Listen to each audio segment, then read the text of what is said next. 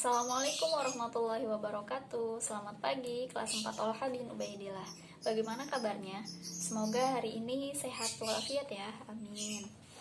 Oke, hari ini kita akan belajar bahasa Indonesia. Kalian bisa buka di buku 4A, halaman 5. Kita akan belajar tentang gagasan pokok dan gagasan pendukung. Ibu jelaskan sedikit ya. Gagasan pokok artinya adalah suatu gagasan atau ide yang menjadi pokok atau pikiran utama dalam mengembangkan paragraf suatu bacaan. Jadi, artinya gagasan pokok itu adalah inti bahasan dari suatu paragraf. Nah, kita bisa menemukan gagasan pokok dalam suatu paragraf itu ada 3 macam. Yang pertama, kalimat utama atau gagasan pokoknya itu ada di awal paragraf. Artinya adalah paragraf deduktif. Disebutannya paragraf deduktif. Yang kedua, kalimat utamanya ada di akhir paragraf. Namanya ini adalah paragraf induktif. Yang ketiga, kalimat utamanya ada di campuran. Ada di awal dan di akhir paragraf, namanya paragraf campuran.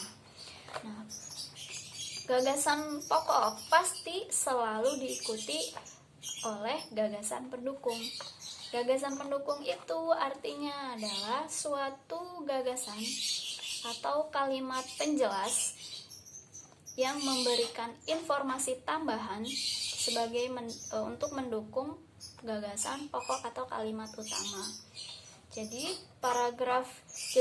jika ada satu paragraf, pasti selalu ada kalimat utama atau gagasan pokok dan diikuti dengan gagasan pendukung. Gagasan pokoknya itu bisa di awal paragraf, bisa di akhir paragraf, atau bisa juga di awal dan di akhir. Kita contohkan ya. Nah, cara menemukannya, yang pertama kita harus membaca cermat. Membaca paragraf dengan cermat. Hati-hati. Kita harus mencari di mana letak paragraf, di mana letak gagasan utama atau kalimat utama yang menjadi pokok bahasan di suatu paragraf. Contohnya halaman 5 yang bagian ayo belajar. Pada setiap paragraf terdapat satu gagasan pokok dan beberapa gagasan pendukung. Nah, ini pengertiannya. Gagasan pokok adalah gagasan atau ide yang menjadi dasar pengembangan sebuah paragraf. Gagasan pokok disebut juga ide pokok. Nah, ini sudah dijelaskan ya. Contohnya, coba dibaca dengan teliti. Ada di halaman 6. Hari ini Bella dan Ayah akan mengunjungi Pekan Budaya Nusantara. Pagi ini Bella bangun lebih pagi dari biasanya.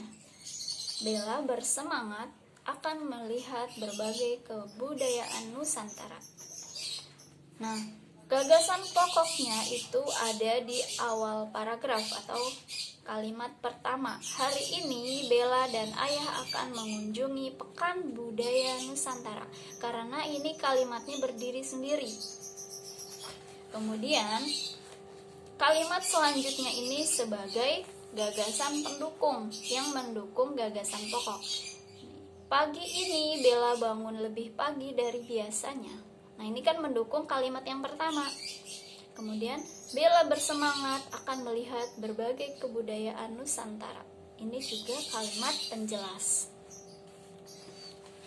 Oke, yang nomor halaman 6, ayo berlatih. Kita bisa coba cari. Dibaca dengan cermat. Provinsi Jawa Tengah juga memiliki alat musik tradisional, yaitu gamelan. Gamelan digunakan untuk mengiringi tari-tarian tradisional dan lagu daerah. Gendang, gong, dan kenong termasuk gamelan. Oke, dibaca cermat ya. Gagasan pokoknya itu ada di mana? Ada di kalimat pertama. Ini namanya paragraf deduktif. Atau gagasan pokoknya ada di awal paragraf. Yang ini. Provinsi Jawa Tengah juga memiliki alat musik tradisional yaitu gamelan. Jadi gagasan pokoknya, Provinsi Jawa Tengah memiliki alat musik tradisional yaitu gamelan. Gagasan pendukungnya itu menjelaskan tentang gamelan. Gamelan digunakan untuk mengiringi tari-tarian tradisional dan lagu daerah. Ini kan menceritakan tentang gamelan. Gamelan itu sudah dijelaskan di paragraf yang pertama atau kalimat yang pertama. Nah, kalimat yang kedua ini menjelaskan kalimat yang pertama. Kemudian kalimat yang ketiga, gendang, gong, dan kenong termasuk gamelan. Ini kan masih menjelaskan tentang gamelan. Perpaduan alat musik gamelan, gamelan lagi menghasilkan alunan musik yang lembut.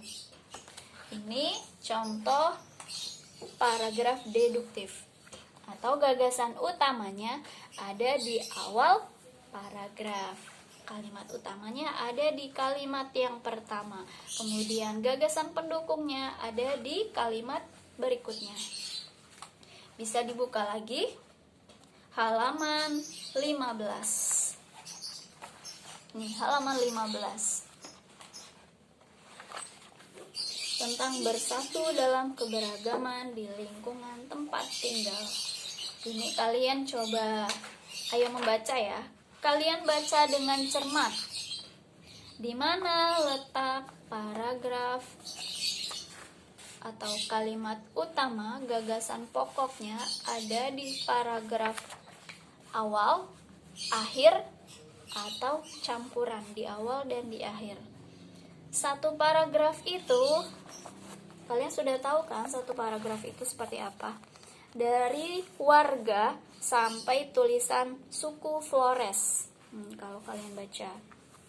Kemudian paragraf yang kedua, walaupun berasal dari suku. Akhirnya berserakan. Ini paragraf yang kedua.